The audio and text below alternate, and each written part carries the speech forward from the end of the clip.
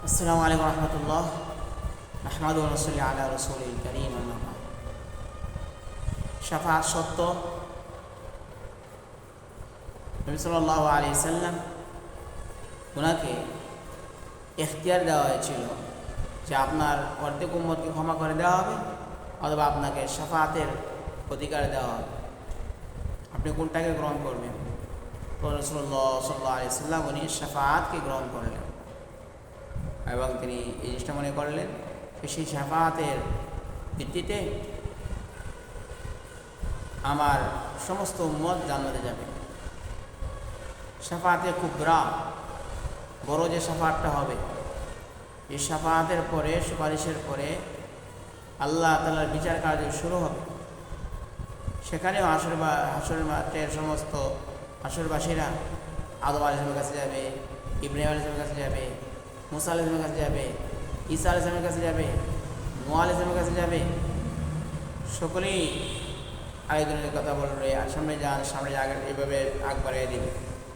শেষ পর্যায়ে নবী সাল্লাল্লাহু আলাইহি ওয়াসাল্লামের কাছে আসবে এবং নবী সাল্লাল্লাহু আলাইহি ওয়াসাল্লাম সুপারিশ করবেন। সেই সুপারিশের ভিত্তিতে হাসরের মাঠে সেই ফয়সালার কাজ শুরু হবে।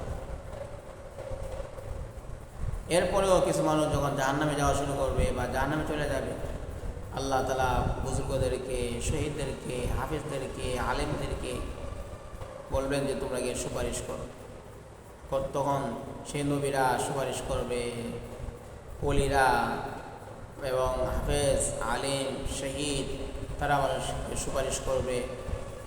সেই সুপারিশ করে তাদের সুপারিশের কারণে তাদেরকে জাহান্নামীদেরকে আল্লাহ তাআলা জান্নাতে পৌঁছায় দেবেন। সেই সুপারিশ সত্য। শাফাআতের কথা কোরআনের মধ্যে রয়েছে, লা ইয়াশফাউনা ইল্লা লিমান ইরতাদা মিন খাশিয়াতিহি ওয়াশ-শুকুর। আয়াতুল কুরসির মধ্যেও শাফাআতের কথা এসেছে, মান যাল্লাযী ইয়াশফাউ ইনদাহু ইল্লা বিইযনিহি। তার শাফাআত যে সত্য, সেই শাফাআত রয়েছে আখিরাতে। শাফাআতের জন্য দুইটা শর্ত। এক তো হইল কে সুপারিশ করবে তা আল্লাহ তাআলা বলে দিবেন।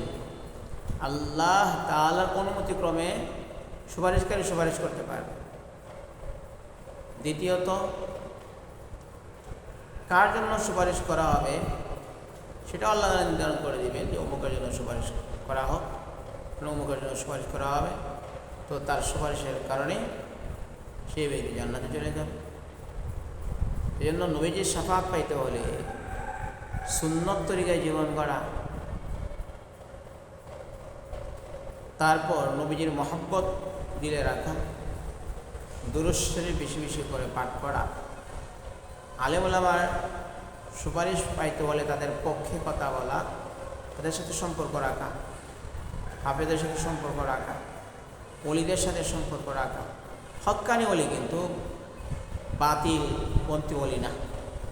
আল্লাহ আমাদের প্রত্যেকের ভাগ্যে নবীজির শাফাআত নসিব করুক, আমিন। আসসালামু আলাইকুম।